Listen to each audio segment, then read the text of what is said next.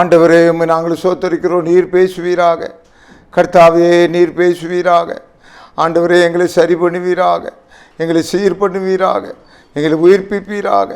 ஆண்டவரே கர்த்தாவே, எப்பொழுது இந்த உலகத்தினுடைய காரியங்களுக்காகவே வேண்டிக் கொள்ளாமல் ஆண்டவரே ஜாக்கிரதை உள்ளவர்களாக இருந்து மனம் திரும்பி உம்முடைய சுவிசேஷத்துக்கு நேராக வரத்தக்கதாக, உம்முடைய இரட்சணிய பாடல்கள் சூழ்ந்து கொள்ளத்தக்கதாக ஆண்டவரே கர்த்தாவே எங்களுடைய இருதயத்தில் தேவன் குடிபுகுவீராக. இந்த நாளில் ஆண்டவரே கர்த்தர் எங்களோடு இடைப்படுவீராக. இயேசு மூலம் வேண்டிய நல்ல பிதாவே, ஆமேன் ஆமேன். 132 1-5 வரை.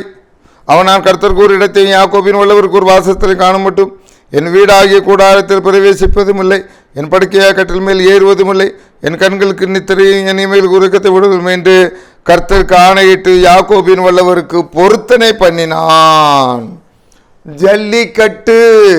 அருமையானவர்களே, இந்த நாளிலும் ஜல்லிக்கட்டு போட்டியை நாம் பார்க்க போகிறோம். ஜல்லிக்கட்டு போட்டி எங்கே வருகிறது? யாக்கோபு 3ஆம் அதிகாரம் 7-8. சகல விதமான மிருகங்கள், பறவைகள், ஊரும் பிராணிகள், நீர்வாழ் ஜந்துகள் ஆகிய இவைகளின் சுபாவம் மனசு ரூபத்தில் அடக்கப்பட்டது கொண்டு நாம அடக்க ஒரு மனுஷனாலும் கூடாது. ஐயா ஜல்லிக்கட்டு ஐயா, மதுரையில் ஐயா காளையை அடக்கினவருக்கு வெற்றி. சாமுவேல் ராஜ வழங்கும் 1 கோடி ரூபாய் பரிசு கொடுக்கப்படுகிறது. அங்கே ஜல்லிக்கட்டு வீரருக்கு அங்கே என்ன செய்கிறாங்க? பரிசுகளை கொடுக்குறாங்க ஐயா. ஜாய் டிவி வழங்கும் 1 கிலோ தங்கம் அங்கே ஜல்லிக்கட்டு வீரருக்கு இங்கே கொடுத்துக்கிட்டு இருக்காங்க ஐயா. ஆனால் இங்கே சொல்லப்பட்டிருக்குதுயா, அந்த காலத்தில் சகல விதமான மிருகங்கள் எல்லாம் அடக்கப்படும், ஜல்லிக்கட்டு நடக்கும்னு சொல்லப்பட்டிருக்குது ஐயா. ஆனால் இந்த நாவு கட்டு இதில் வெற்றி பெறுறது யாருயா? ஜல்லிக்கட்டை அடக்கிட்டு அந்த வீரர் வீட்டுக்கு வரலாம் ஐயா. வீட்டுக்கு வந்தோடனே அம்மையாருடைய அந்த நாவு கட்டு அது பாட்டு எகிரிச்சுன்னா அவர் என்ன நினைப்பார்? ஐயோ, மாட்டை கூட அடக்கிட்டு வந்துட்டேப்பா, வீட்டில் என்னால் அடக்க முடியலையே. என்ன சொல்லப்பட்டிருக்கு என்றார், அங்கே யாக்கோபு அழகான ஞானி சொல்லுகிறார், நாவை அடக்க ஒரு மனுஷனால் கூடாது, அது அடங்காத பொல்லாங்குள்ளதும் சாவுக்கேதான விஷம் நிறைந்ததுமா இருக்கிறது. அடங்கா புட்டாரி நாவு ஜல்லிக்கட்டையா, இவன் நாவை கட்டியா. இங்கே அதான் வேதம் சொல்லுகிறது, நாவானது சொற்களின் மிகுதினால் பாவம் இல்லாமல் போகாது. சண்டைக்காரியோடு ஒரு வீட்டில் குடியிருப்பதை பார்க்கலும் வனாந்தரத்தில் குடியிருப்பது நல்லம். மரணமும் ஜீவனும் நாவின் அதிகாரத்தில் இருக்கிறது. நாவை ஒருத்தன் அடக்காமல் தன்னை தெய்வ பக்தி உள்ளவன் என்று எண்ணினால் அவனுடைய பக்தி வீண் என்று சொல்லப்படுகிறது. அந்த நாவும் நெருப்பு தான், அது அநீதி நிறைந்த உலகம். நம்முடைய அவயங்களில் நாவானது முழு சரீரத்தையும் கரைப்படுத்தி ஆயில் சக்கரத்தை கொளுத்து விடுகிறதாயும் நரக அக்கினியினால் கொளுத்தப்படுகிறதாயும் இருக்கிறது. துதித்தலும் சபித்தலும் ஒரே வாயிலிருந்து புறப்படுகிறது. என் சகோதரரை இப்படி இருக்கலாகாது. ஆக இந்த ஜல்லிக்கட்டு போட்டியில் டெய்லி நம்ம இருக்கிறோம். என்ன ஜல்லிக்கட்டு போட்டி? நாவை அடக்கிற போட்டி. நாவை அடக்கி வாசிக்கணும் ஐயா. ஐயா, நான் உலகத்திலே ஒரு பெரிய மனுஷரை உங்களுக்கு நான் அறிமுகப்படுத்துகிறேன் ஐயா. இந்த உலகத்திலே பெரிய மனுஷர் அவரை விட கிடையாதுயா. அவரை சின்ன பசங்களாம் கடந்து தாக்கிட்டு கிடக்கிறாங்க ஐயா, குத்திட்டு கிடக்கிறாங்க ஐயா, ஏளனம் பண்ணிக்கிட்டு இருக்கிறாங்க ஐயா. ஒரு நாள் நைட்டு ஃபுல்லாக மாட்டிகிட்டு இருக்காது, அடுத்த நாள் பகலில் எல்லாம் நின்றுட்டு இருக்கிறா ஐயா. அந்த ஆள் நாவை அடக்கி எத்தனை வசனம் பேசினார் தெரியுமா ஐயா?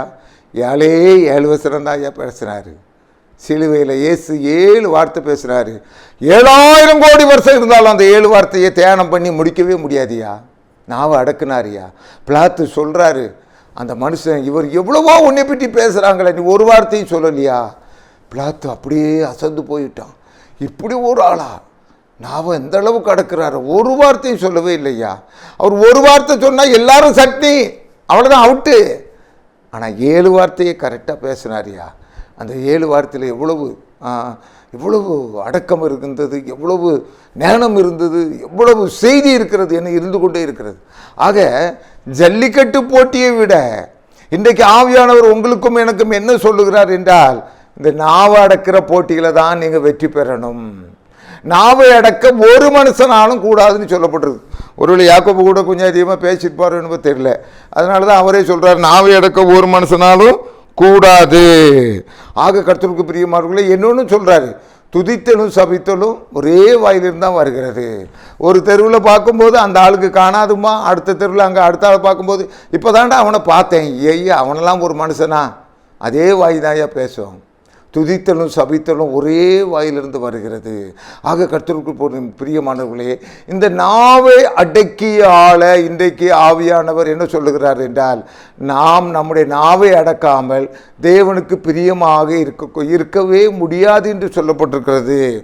ஆக கர்த்தருக்கு பிரியமானவர்களே, அடக்கி வாசிக்க வேண்டிய காரியங்கள் எதுவென்றால், அங்கே பார்க்கின்ற வேளையிலே மார்த்தாளுக்கும் மரியாளுக்கும் சண்டை வருகின்ற வேளையிலே அங்கே மார்த்தாள் வந்து சொல்லுகிறார், ஆண்டவரே என் சகோதரியை நீங்கள் சொல்ல மாட்டீங்களா, நாவை அடக்க முடியல. நாவை அடக்க மார்த்தாளால் முடியல, மரியாள் அமைதியாக இருந்தால். கர்த்தருக்கு பிரியமானவர்களே, நம்முடைய நாவினாலே எத்தனை வீடை நம்ம பாழாக்கியிருக்கோம், எத்தனை குடும்பங்கள் அழிந்து போயிருக்கிறது. கொஞ்சம் சிந்தித்து பாருங்கள். ஒரு வார்த்தை நீங்கள் பேசாமல் இருந்திருந்தீங்கன்னா இன்றைக்கி நீ கோடீஸ்வரனாக இருந்திருக்கலாமே. ஒரு வார்த்தை நீ பேசாமல் இருந்திருந்தானா உன் குடும்பத்தோடு நல்லா இருந்திருக்கலாமே. ஏன் கொஞ்சம் உன் மனைவிக்கிட்ட நீ ஏன் பொறுத்து போகக்கூடாது, உன் பிள்ளைகிட்ட நீ ஏன் கொஞ்சம் பொறுத்து போகக்கூடாது. அடக்கு, நாவை அடக்கு, உன் குடும்பமானும் நீ வாழ்வா. இந்த ஜல்லிக்கட்டு போட்டி விட இந்த நாவை அடக்கிற போட்டியில் யார் வெற்றி பெறுகிறானோ அவர்தான் உலகத்தில் சிறக்க முடியும். ஜெபம் செய்வோம். ஆண்டவரே, எங்களுடைய நாவே ஆண்டவர் நாங்கள் அடக்கியால எங்களுடைய நாவினாலே நாங்கள் நரகம் சென்று விடாதபடி பரலோகம் செல்ல கிருபை தாங்க. அநேக வீடுகளில் ஆண்டவரே வீணாக பேசி ஆண்டவரே இந்த நாவை அடக்காமல் பேசி குடும்பங்கள் பிரிந்து போயிருக்கிறது ஐயா. அந்த குடும்பங்களெல்லாம் ஒன்று சேரட்டு கர்த்தாவே. ஆண்டவரே உமக்கு மகிமை உண்டாட்டு கர்த்தாவே. தேச தலைவர்கள் கர்த்தாவே மத சம்பந்தப்பட்ட பேச்சுகளை பேசி ஆண்டவரே எங்களை பிரித்து விடாதபடி அவர்களை நாவுகளை கர்த்தர் கண்ட்ரோல் பண்ணுவீராக. ஆண்டவரே, நாங்கள் ஒருவர் ஆண்டவரே நலம் விசாரிப்பதற்கும் ஆண்டவரே நன்மையானவர்களை பேசுவதற்கும் இந்த நாவை பிரயோகப்படுத்த எங்களுக்கு உதவி புரியுங்க. இரட்சகர் இயேசு மூலம் வேண்டுகிறேன் நல்ல பிதாவே. ஆமென்.